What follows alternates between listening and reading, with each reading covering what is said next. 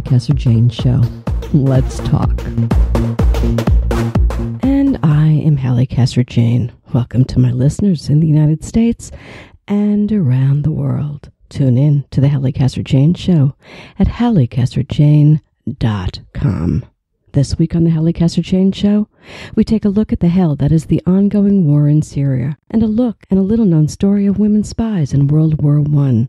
When joining me at my table is Academy Award-nominated filmmaker, best-selling author, and co-producer of the National Geographic documentary film Hell on Earth, The Fall of Syria and the Rise of ISIS, Sebastian Junger, and best-selling historical fiction author Kate Quinn, whose new, emotion-filled, riveting novel, The Alice Network, recreates the little-known story of the most successful spy network of World War I, led by women. It's always interesting conversation on the Halli Casser-Jayne Show. Let's get to it. In National Geographic documentary films Hell on Earth, The Fall of Syria, and the Rise of ISIS, Academy Award-nominated filmmaker and best-selling author Sebastian Junger and his Emmy-winning filmmaking partner Nick Quested chronicle Syria's descent into the unbridled chaos that allowed the rise of the Islamic State, better known as ISIS, pulling from nearly 1,000 hours of stunningly visceral footage, from that of a family living under ISIS control that finally fled to Turkey, to Kurdish fighters in Sinjar and Shia militias in Iraq, and even to al-Qaeda-affiliated fighters in and around Aleppo and Raqqa. Junger and Quested cover the ISIS catastrophe from multiple angles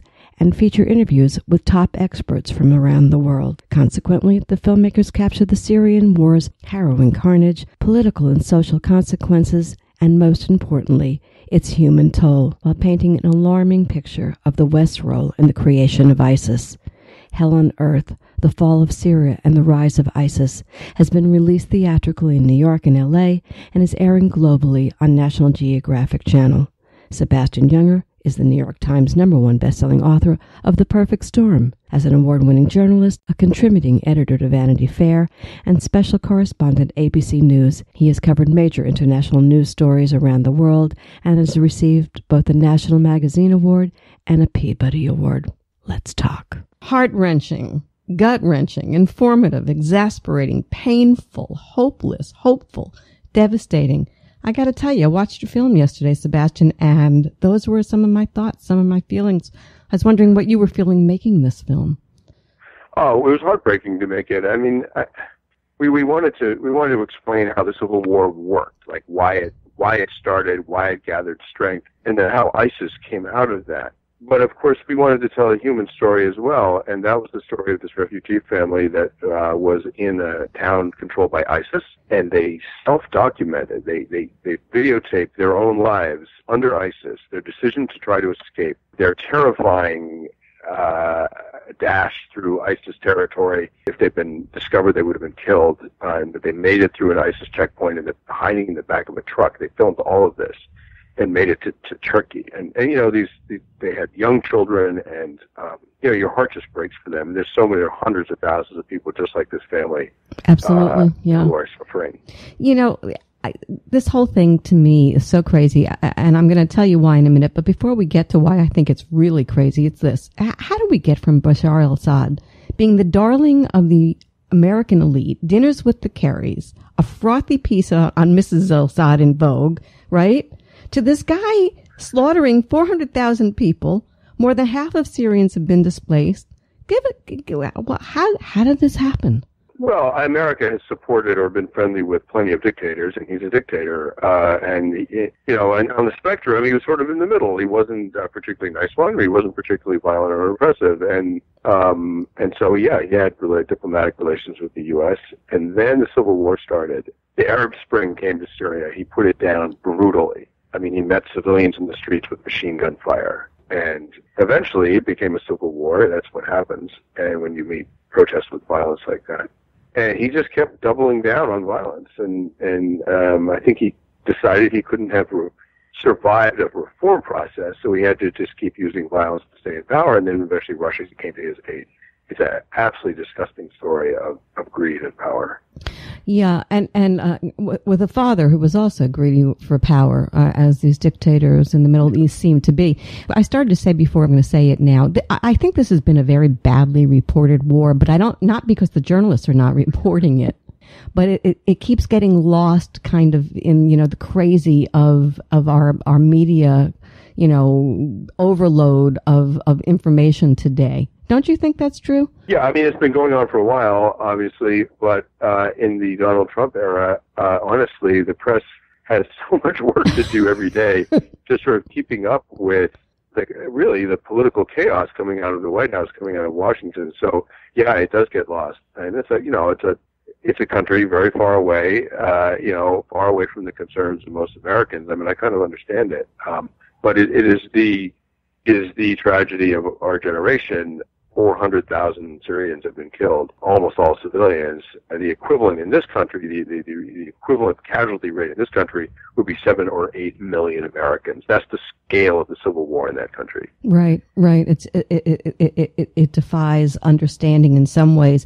At the root of all of this, in so many places where civil wars erupt, is economics, lack of freedoms. I'm listening to you narrate this film and talk about Assad, thinking that for better or for worse, here comes one of the arguments about a thing like this. Mubarak is gone, Hussein is gone, Gaddafi is gone. What you get after that, maybe not so great either. Where are you on that? Well, it's tricky. The Arab Spring countries, Tunisia wound up okay. The others really lapsed into violence. No, I don't think they needed to. I think there are things we could have done to urge Assad, for example, towards decency, but it's not our fault, right? I mean, and it's not the fault of the Syrian population. It is the fault of these dictators that really just refuse to give up power, and they will allow thousands of people to die rather than give up power. And I don't know how you make that transition. And democracy is a tricky thing. What you really need to have a democracy is faith in the government and in the country. And in countries that are this deeply corrupt, I mean, corruption was at the heart of all the Arab Spring movements. Corruption was at the origin of the Taliban, of Al-Shabaab in Somalia, of the militants in Nigeria.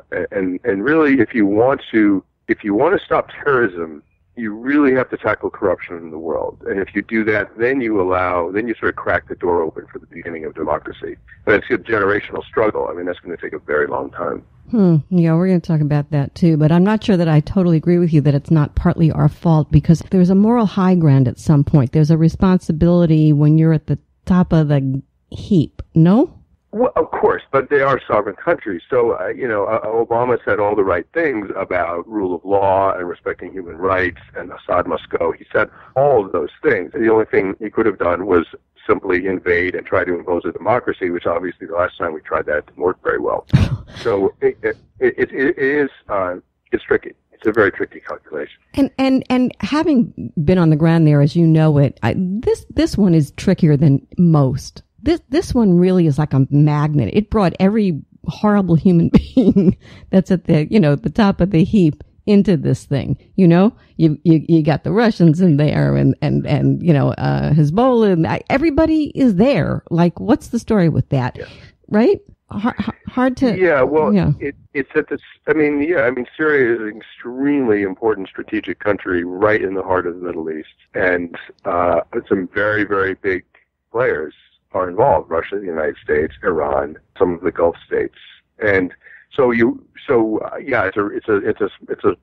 civil war in one country, but really it involves a lot of global interests, and those wars are very hard to stop. But those are the most important ones, and that's why I wanted to spend some time with you on this, because both you and I know, and as we just said, first of all, it's not been well reported.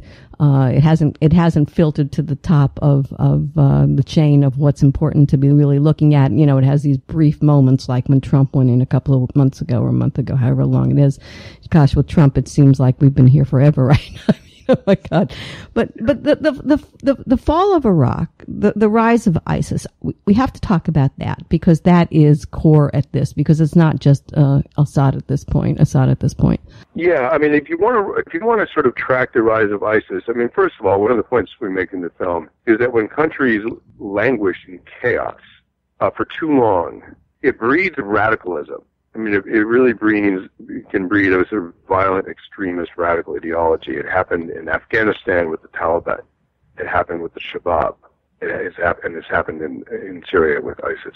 So I understand Americans when they say, look, there's a civil war in some country, it's not our problem. If they want to kill each other, let them do it. I kind of get that attitude. But the problem is, other than the sort of moral problem that, as citizens of the world, we need to care one another. But other than that, when you allow these wars to fester for years and decades, you get Al-Qaeda in Afghanistan, you get 9/11, eventually that pain and chaos will reach out and touch the Western world and America. So we do have to kind of deal with them. And so if you want to trace back the origin of ISIS, it really came out of the chaos that resulted from our invasion of Iraq. We invaded Iraq. We completely broke a country. Our administrative policies were horrendous. We expelled all the Baathists from their jobs. They had sort of nowhere to turn. They basically started forming militias because they were expelled from government. And it was an incredibly stupid strategy by Paul Bremer. And we have General Petraeus, of all people, saying that Bremer's strategy was incredibly stupid, and it created the conditions that allowed ISIS to grow in Iraq and then in Syria. That moment in the film, by the way, I gasped, right? It's phenomenal. Great stuff there. But I want to talk about ISIS in this respect because you really do give a good explanation about not only why they happened, and how they became who they became, but who they are. And I think that's something that a lot of people don't understand about who they are, because they aren't the creme de la creme. These are thugs. Talk to me. Yeah, they are thugs. All violent ideologies are thugs. The alt-right in this country are thugs. That's part of the beast, right? But I think to understand ISIS, you have to understand that the chaos in Syria allowed people to be receptive to an extreme solution. And these Islamists come in and they say the reason you're suffering, the problem that there's so much corruption in the Assad government, the reason there's so much poverty, the problem with your lives is that you are not pure enough, you're not religious enough. And we are going to come in and bring in a pure version of Islam that will clear away these problems. You just have to follow us and you'll be okay.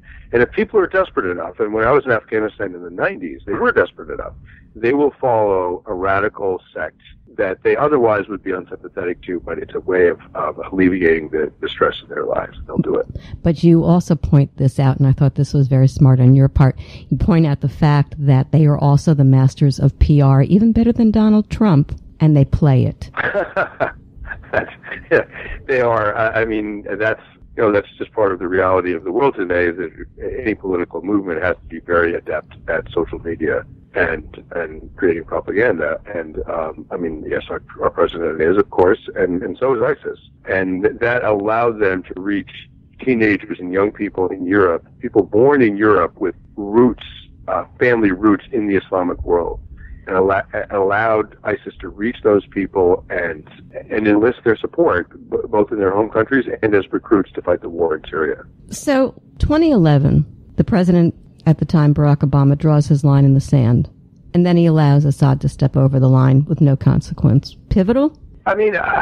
No, I don't think it was pivotal. The war was going full bore. The nerve gas attack was the latest of a series of absolute horrors committed by Assad and others. I think it's a shame. I don't think we should live in a world where a dictator, where anyone can use nerve gas against children and get away with it without any reaction whatsoever from the international community. I think that there has to be some reaction. Obama failed to. I think I know why he pulled back, but why? He in fact did not do anything. He intervened in Libya, and it sort of backfired on him politically and militarily.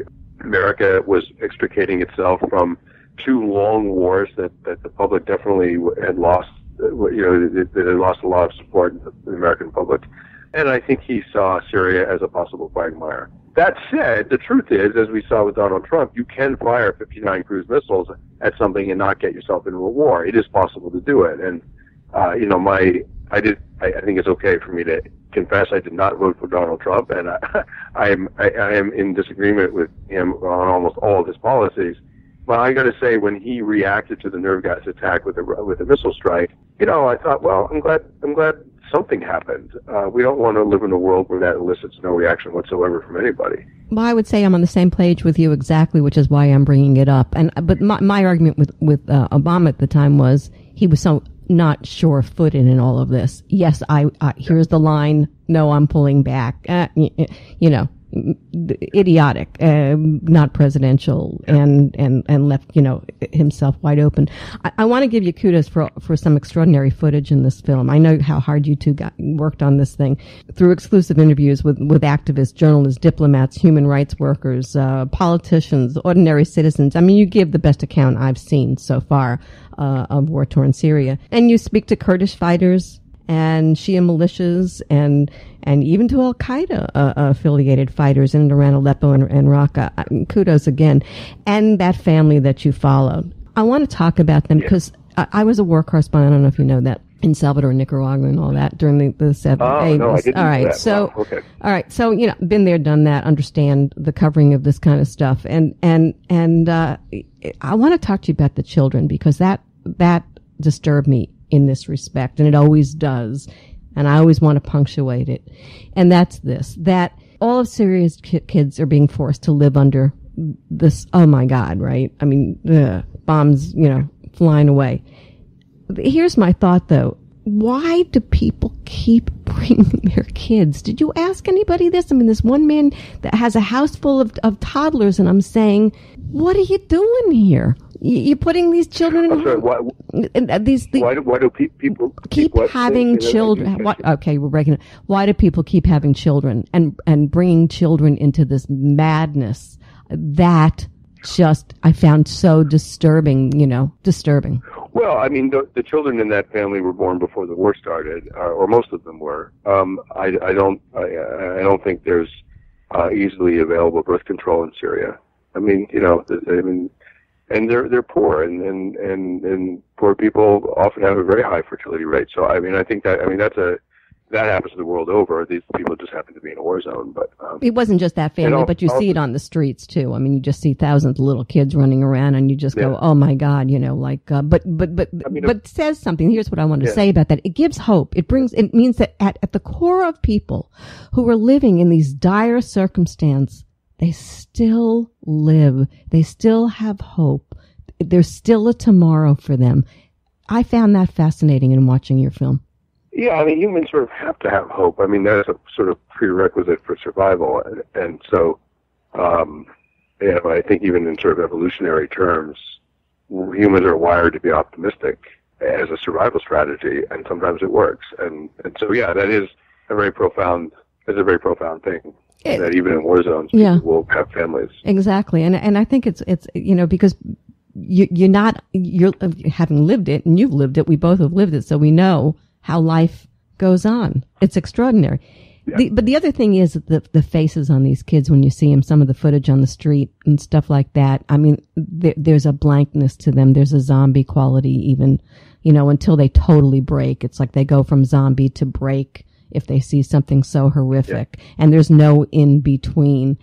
And I want everybody to watch this film and even as horrible as it can be at one point, at another, it is so enlightening and whatever, I mean, I could make myself crazy. Yeah, thank you very much for saying that. And I should say that the family that we follow, they self-documented. They did get out, and there was two brothers and their wives and children, and probably about 10 people in all, something like that, and more than that. And they did get out, and they're making a life for themselves in Turkey. They're safe. They're doing okay. And they're just, they're working class Syrians, right? They're nothing special. They're totally ordinary people. And there's one really beautiful moment where one of them is saying, ISIS isn't really what Islam is. Islam is a religion of forgiveness, and you're Jewish, you're Christian, you're Muslim, you're Buddhist. We all have our own religions. no one should be chopping anyone's heads off. We can all, the world's sort of big enough for everybody. It's such a beautiful sentiment, and of course, any believing person of any faith believes that. And he completely rejected ISIS as a religion, as being religious people. He said they're monsters. They have nothing to do with Islam. And it's an extraordinary moment in the film, the way the camera came in on him when he said that.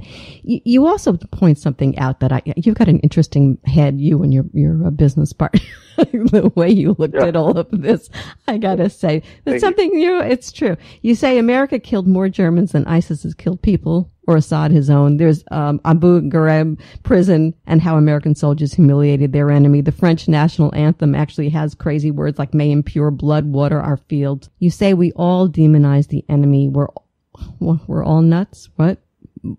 But is there a right and wrong, Sebastian? Is there a moral high ground for some necessary to take? There is a moral high ground, is that no nation achieves it. Somewhere in the history of every nation are incredibly barbaric acts. And, my point is that every nation, every society is blind to its own violence. And we caused far more civilian casualties intentionally in World War II, bombing German and Japanese cities, than ISIS could ever hope to kill. ISIS is an absolutely barbaric organization. I hope they're wiped off the face of the earth. But they're in our sort of moral accounting as a nation. We should acknowledge that. And, likewise, the nasheeds, we bring up the nasheeds, which are these jihadi songs where they exhort people to kill the infidels and spill their blood and all blah, blah, blah, all this horrible, violent rhetoric. And it's easy to be sanctimonious about that, like, oh, these people are so violent. But then if you listen to the French national anthem, if you listen carefully and to what the words are, among other things, they're saying, impure blood will irrigate our fields. Basically, the blood of our enemies will irrigate the fields of France. They're just as barbaric. We're all nuts. We're all crazy. That's the end of, the humanity. Listen, there's also this, and you brought it up. And somebody in the film, I don't remember who it was who said it. I went back to my notes and I couldn't find it. But somebody did say in the film, what is the difference whether they kill us with chemical weapons or they kill us with bombs or barrel bombs or whatever. And you brought up, Trump, which I agreed, by the way. I thought somebody had to take a stand and do something, even if it's just symbolic, because he warned Russia before he even dropped those bombs, by the way, at the airport. But I want to say to you, is that something to discuss here? Is there a difference in what kills? What's the difference if it's chemical weapons? Where's that? I never quite got that line either. I'm not a lawyer. I've written about international law, but I'm not well versed in it. But my understanding is that weapons of mass destruction are inherently criminal because they're inherently undiscriminating between combatants and civilians. You could argue that dropping a bomb, that a bomb they drop from an airplane or a helicopter is targeting, say, a military checkpoint and just happens to kill civilians around it. You could argue that even if you're lying, right? When you use chemical weapons, because it kills everything in a widespread area, by definition, you are committing crimes against civilians. And so that triggers international sanctions, international action in a way that conventional weapons don't, unless you can prove that those conventional weapons are intentionally deployed against civilians. You speak to some interesting people besides the people on the ground there. You spoke to Mike Flynn. Yes, we interviewed him and just over a year ago, before he was part of the Trump team, and then eventually booted off the Trump team. And it was my partner Nick said that it was maybe the last honest thing that Flynn ever said. He basically made a pretty articulate case for nation building as a solution to the refugee problem. Obviously not something that Trump would espouse. And he went on to really criticize American politicians, and we can understand he meant Trump, I think. American politicians using the immigration issue to inflame national passions. And he was definitely critical of that campaign tactic. Then, of course, he wound up working with the very man who pioneered that. So, in the last election. So he actually was sort of weirdly honest, and we kept him in the film for that reason. He said some really interesting things. I thought so, yeah. Sort of historical artifact almost. Except to say he didn't get where he got because he was an idiot. I mean, he had some smart ideas along the way. Peter Bergen was somebody else that you spoke to. And I thought the point that he made with maybe the downfall of ISIS is going to be the fact that they make so many enemies. Yeah, I mean, he made the comparison to Napoleon. I mean, you can't fight everyone in the world and win. I mean, everyone who tries to, and Hitler as well, everyone who tries to do that eventually fails, and ISIS has made that mistake, and hopefully will be crushed soon. I mean, they're an absolutely barbaric organization. So listen to me, my friend. So you make this extraordinary film, and I want everybody to watch this. It is that good. Thank you. Yeah, I only have people on the show whose work I like. So, I mean, so I can know. I'm always saying that, but it is really the truth. I don't put crap on. I won't have it. But here's something else. We can't rewrite history. Bush went into Iraq. Obama withdrew and left the vacuum. Assad is the devil himself. ISIS leaders say we love death more than you in the West love life. I should probably repeat that line. It's so powerful from them. We love death more than you in the West love life. So here you are, kiddo. You worked on this thing like a madman to get it done, and it's brilliant. And I have to ask you, the great storyteller, do you think there's a way to write a happy ending for all of this? Well, I think ISIS will be defeated on the battlefield in the next year or so. And I think Putin will continue to prop up Assad, and that allows because Assad is bargaining from a position of strength, not fighting for his survival, that may allow for some kind of peace agreement that effectively partitions the country and brings the violence to an end. Like Bosnia, is exactly what happened in Bosnia. I think that's probably just about the best we can hope for. And you think ISIS is done then, or is it metastasized already too far and they're too embedded? Well, you can't defeat an ideology with tanks. You can only defeat it with ideas and social policy, and so that's the question. I mean, we can defeat ISIS on the ground, and we're doing that. We, including the Kurds and the many other armed groups that are allied with us over there. But what do we do in the capitals of Europe? What do we do to keep disenfranchised Arab youth in the capitals of Europe from deciding that they would prefer to die in a terrorist attack than live a life that they consider sort of fatally handicapped in European society? I mean, something has to change. America does not experience the kinds of attacks that Europe does because America has successfully integrated its Muslim population into the economy, into the culture, into the society. Europe has not, and they will pay. Unfortunately, they will pay a price in blood until they figure out how to do that. I've been speaking with Academy Award-nominated filmmaker and best-selling author Sebastian Junger. Junger's new documentary on Syria is Hell on Earth, The Fall of Syria and the Rise of ISIS, airing on National Geographic channels globally. For more information on the film, visit channel.nationalgeographic.com/Hell-on-Earth. You're listening to the Halli Casser-Jayne Show.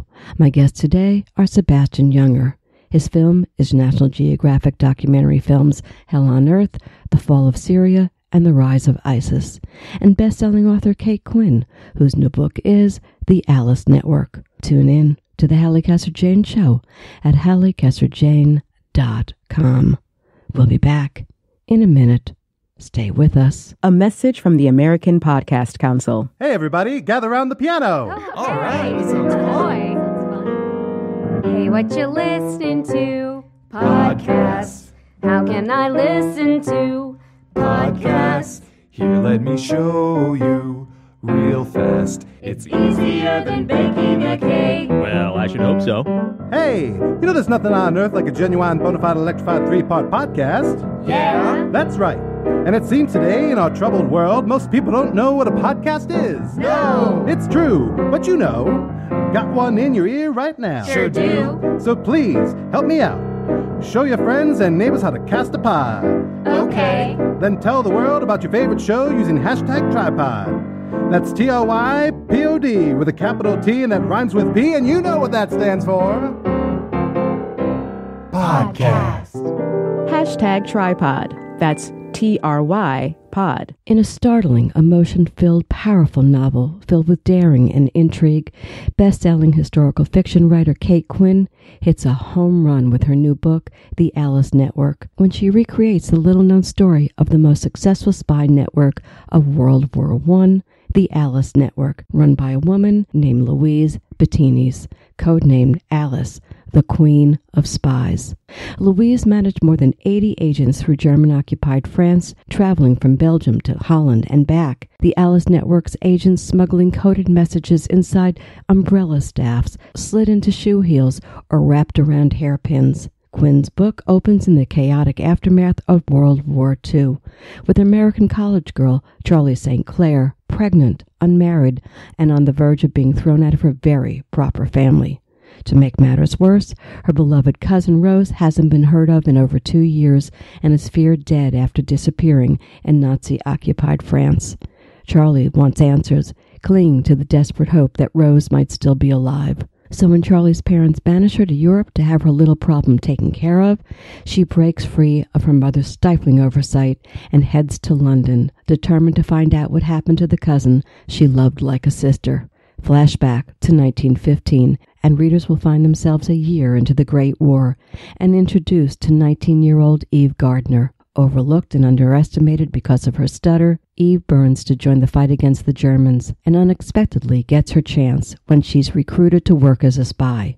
Sent into enemy-occupied France, Eve is trained by the mesmerizing Queen of Spies. The narrative between Charlie and Eve collides when, after finding her way to Eve's crumbling London home, Charlie demands assistance in locating her cousin. Desperate to find answers that may very well be intertwined, Charlie and Eve set out on a mission to discover the truth once and for all, no matter where their hunt may lead. And that is only the beginning.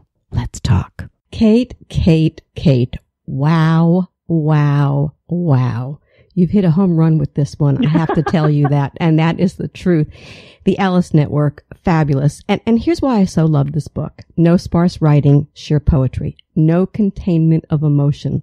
A complex storyline. Love, passion, history, sex, romance, rare candor, raw truth. Such complexity of character. How the hell old are you? What? I am 36. Oh my God, but girl. I've been writing my entire life. And let me tell you how it shows. I kid you not. I have never in my life, really, this is one of the best books I've read all year. I am saying that for all of my listeners to hear. I love this book, and I'm 20 pages from the end. So during this interview, you better not tell me the end or give any clues as to how it goes. Let's talk about the Real Alice. Cross my heart. Okay. Thank you, darling. Let's talk about the Real Alice Network. First, the network. What was it? And tell us a little bit about the woman who ran it. Her name was Louise Bettines, I think her name was pronounced. Yes, the Alice Network was a ring of spies in World War I, many of them women, who risked their lives facing death by firing squad from their German enemies and facing from their own side a certain amount of condescension and double standards as women daring to fight in a man's war. Now, it was started by a French aristocrat named Louise de Bettines, whose code name Alice later on gave the network its name. She was on her way out of occupied France in the first part of the war, and passing through England was recruited by British intelligence, who were impressed by her ingenuity and her bilingual skills and her organizational ability. And they asked her to go back into occupied France and organize a network of sources who would report on the Germans. And that is exactly what she did, to such great effect that frankly, British intelligence gushed over her efficiency and efficacy and reliability for information. They sounded about as enthusiastic as teenage girls at a One Direction concert. Yeah, she's a fascinating woman. I didn't know a thing about her. How did you discover her? Well, I was reading a fascinating nonfiction book called Women Heroes of World War I by Catherine J. Atwood. It's a great read.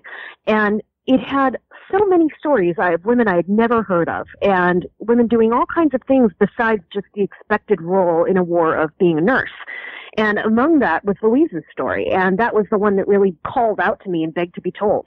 Well, she's fascinating. I wish I had gotten to know that lady. Look, the book, The Alice Network, it's really a buddy story. An old woman at the end of her life, a former member of the Alice Network, Eve Gardner, and a young woman at the beginning of her life, Charlie St. Clair, join forces so that one can leave life on her own footing. I think that's how I looked at it. And so that one can begin life on her own terms. Talk to me about that dichotomy that you so brilliantly pulled together. Well, I wanted this really fundamentally to be a story of female friendship and the story of what women can accomplish when they join forces against war, against the world, and against all the odds that they have stacked against them.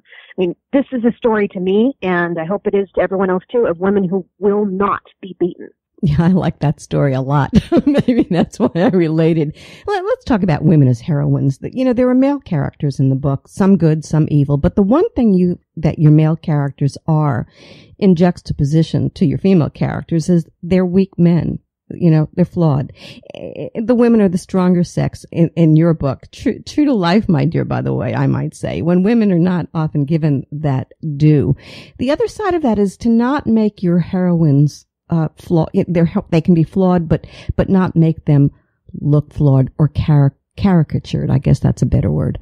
Well, it's something where you have to guard against making your characters too perfect.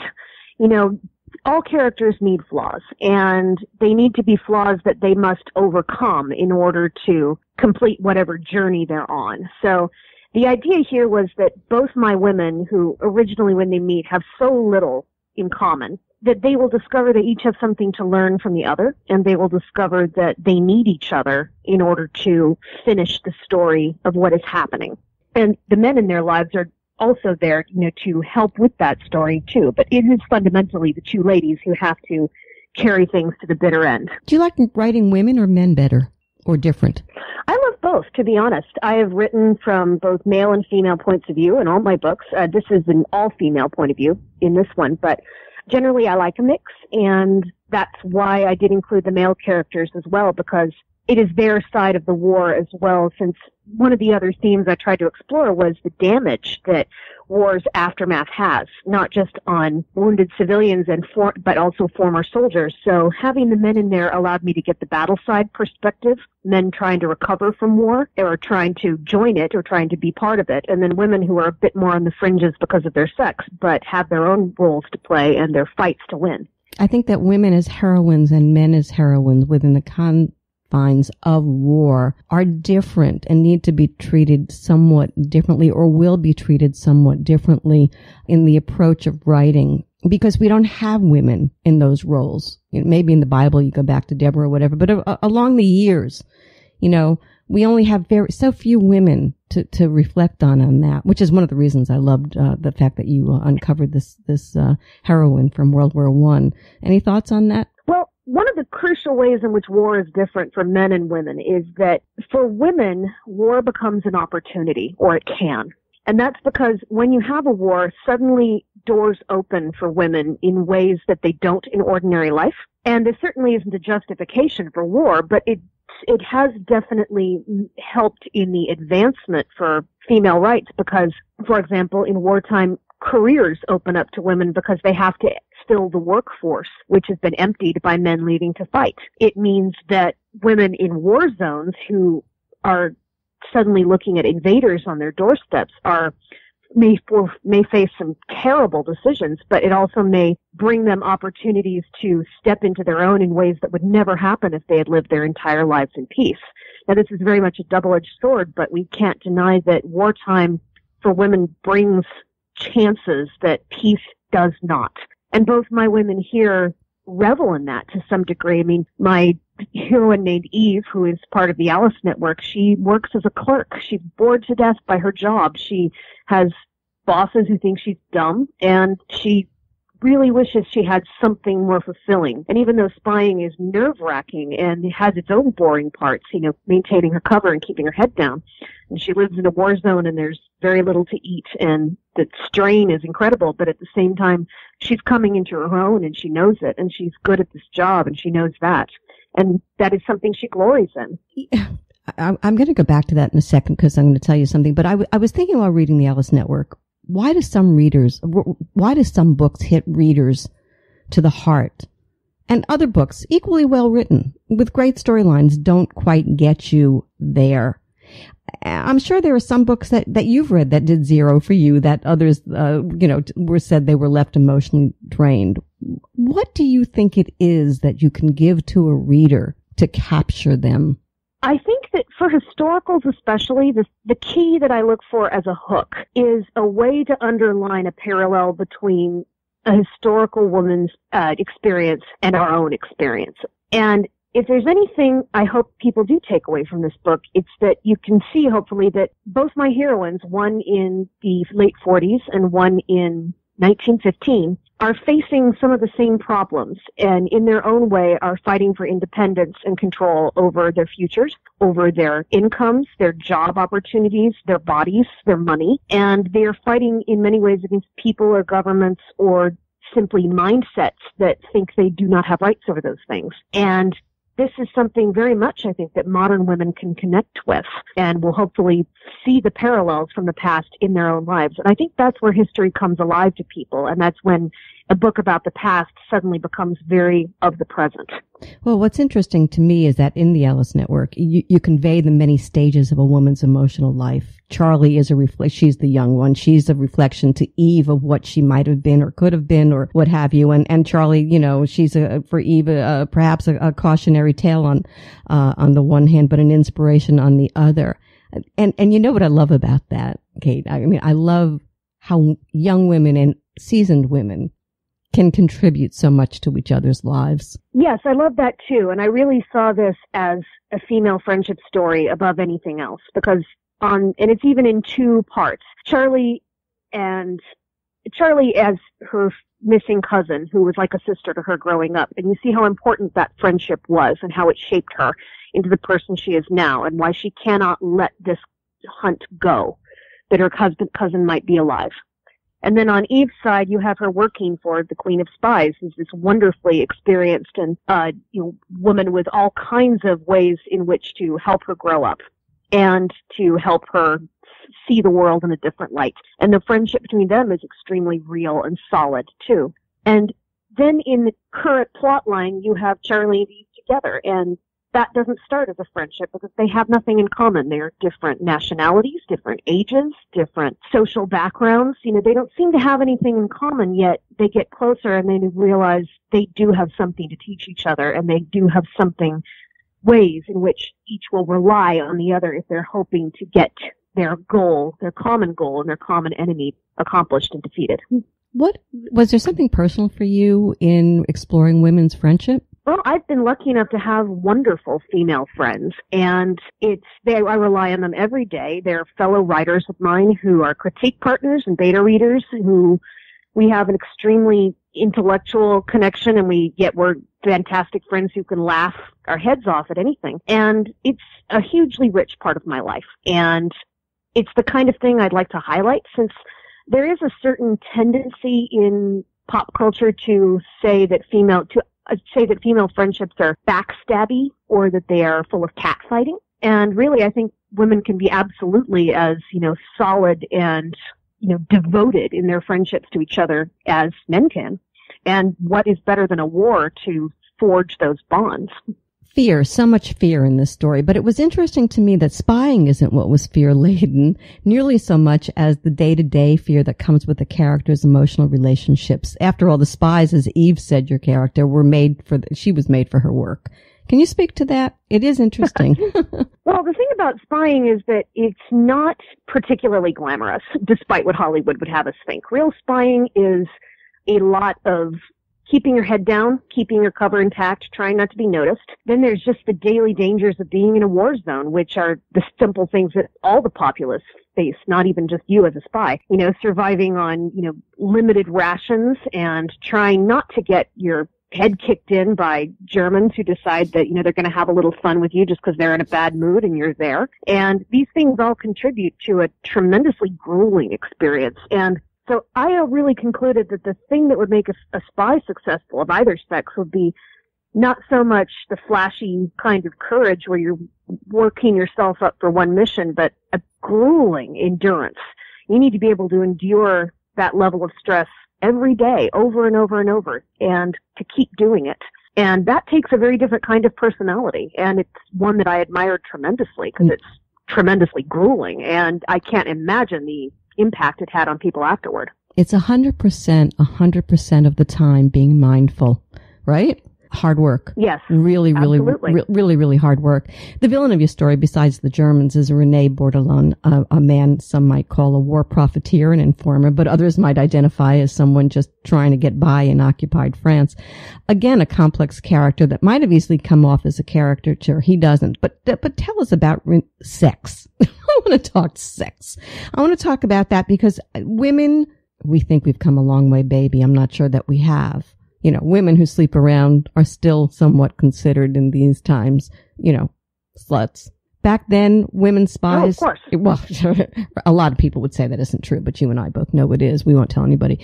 But the other side of that is how these women use sex. In particular, Eve had to use sex within the confines of her work as a spy.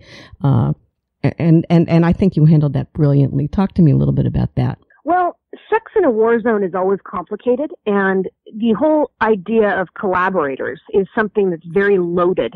What do people do to get along? And it can be as simple as like real liaisons that happen in war zones, you know, because of love affairs bloom under any circumstances, true love affairs. Or it can be women who are seeing no other way to protect and support their families than by forming some kind of connection with, you know, an enemy, or women who are pressured into such things, or women who are simply right out and out raped.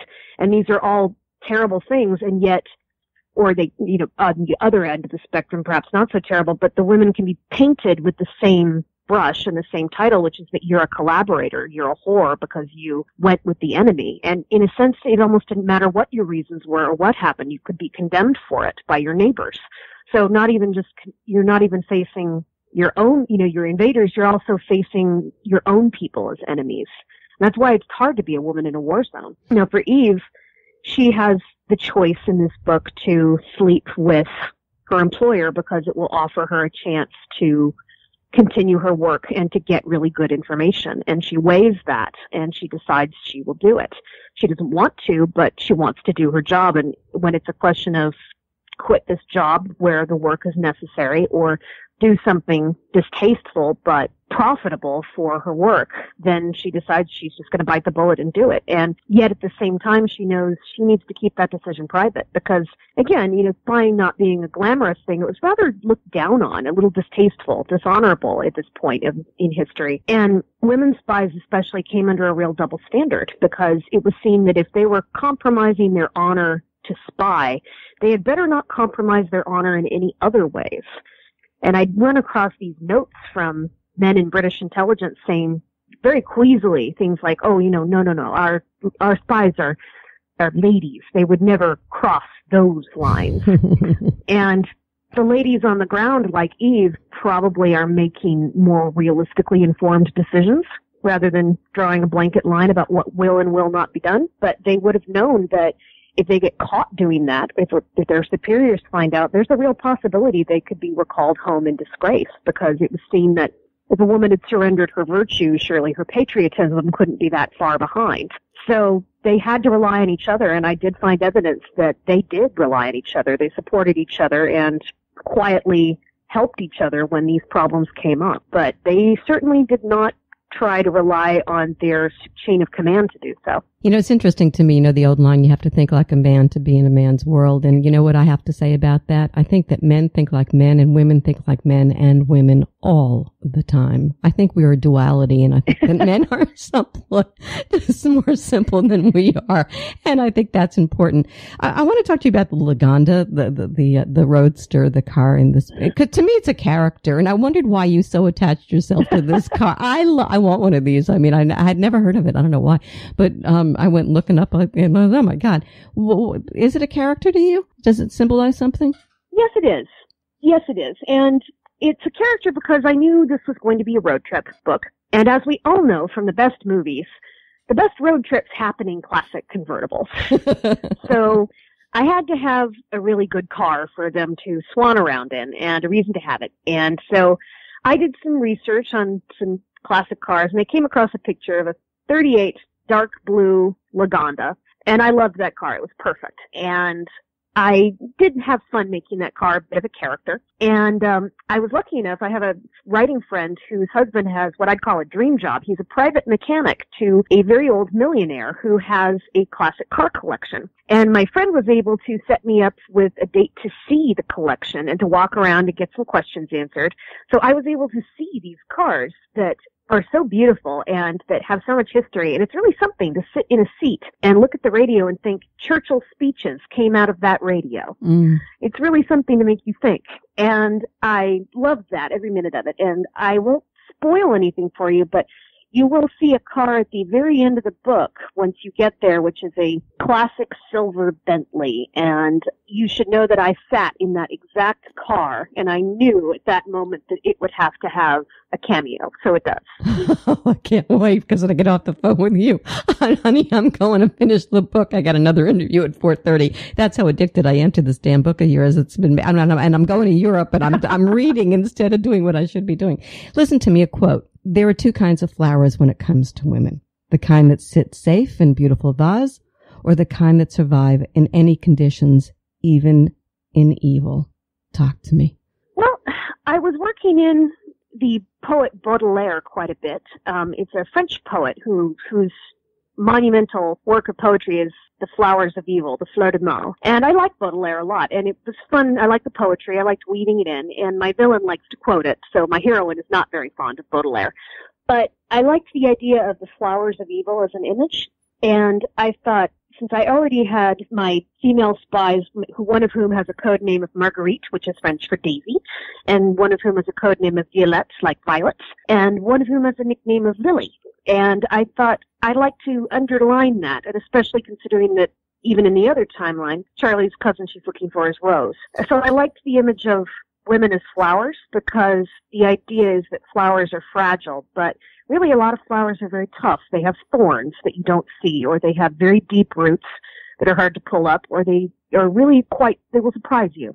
And so I liked that as a metaphor, and I liked weaving that in, and it worked rather well with the poetry, too. I also got hung on that because I do think that's a great philosophy for life for women, by the way. You should put it on everybody's mirror every morning to read it, every woman that I know. You speak to German atrocities. It's true, right? You speak to German atrocities, and you recount a little-known story that's germane to your book for sure, of about a German attack that just wiped out a small French town. Writing of atrocity, that's got to be hard not to make it personal, because I think we all walk around with the weight of what the Germans did in World War I and World War II. Can you just give me a brief something about that? It is hard to write something that is an atrocity, and this particular one involves the massacre of a small town that was completely wiped out, men, women, and children, and it still stands today as a ghost town. You can see it there now and today. These buildings that are scarred by fire, that there are bullet marks on the walls. You will see the empty, discarded belongings lying in the streets. You know, a car that was parked by a man who died a couple of hours later and never moved it again. And I found that very poignant. The pictures are haunting, and that one was very difficult to write. But on the other hand, I had a certain ease there because the story as it's told of what happened there is recounted to my heroine by an old woman who survived it. And that woman was very real. She did survive. Her name was exactly what I gave it in the book, and she later told her story many times, including at the trial of some of the officers who were put on trial for that massacre. So I had the direct testimony in her words of what happened, and so it felt easier to be able to use words that I knew were real, and that makes it important because she's a testifier from the past, and it's important to have her voice heard if she survived something so terrible. Yeah. You also address PTSD. I don't want to go into that because I don't have time, but I do want to bring it up because I do think it's addressed properly without being over salacious, because we tend to, PTSD is very in these days, but it's very real, and it plays quite a role in everybody's life who's ever had the kind of exposure to some of the stuff that happened to these characters in your book endured. Brave souls. After researching the book, before I get to that, I want to ask you one quick question about your mom. I'm sorry, but I got to ask you this. You talk about at the end of the book, after the in your exit from the book, about how you walked with your mom to work out plot development and what have you. Did your mom love the book? Oh, she adored it. And she's always the one who is my first reader, and she always encouraged me to read, and she was a librarian, retired now, but she was a librarian and a history major herself, so she encouraged my love for history from a very young age. So I owe a lot to her, just for fostering my interest and even for giving me my interests in the first place and making me fascinated with the past. You tell her I said she did a really great job. So she created you, and you created a great book. All right, last question. Here we go. After researching the Alice Network, did you come away believing that there were a lot of unsung brave heroes, brave souls in the universe, or brave fools, Kate Quinn? Yes, I did feel that there are many, many people who are not wide household names who did astoundingly brave things, who need to be brought to light and who need to be talked about. And I hope I can do the same for more of them in the future. Phenomenal book. Very, very well done. I wasn't kidding in the beginning. Good luck to you. I hope it hits number one. It's a book everybody should read. Thanks, Kate. Well, thank you so much. I'm really delighted you're enjoying it so much. I can't wait to get to that end. We'll do it soon. I've been speaking with Kate Quinn, author of The Alice Network, a story of love, war, and female spies. For more information on Kate Quinn and her book, visit katequinnauthor.com. Thanks so much for tuning in to the Halli Casser-Jayne Show, a production of Resec LLC. The Halli Casser-Jayne Show posts new podcasts Wednesdays, 3 p.m. Eastern. Visit hallicasserjayne.com.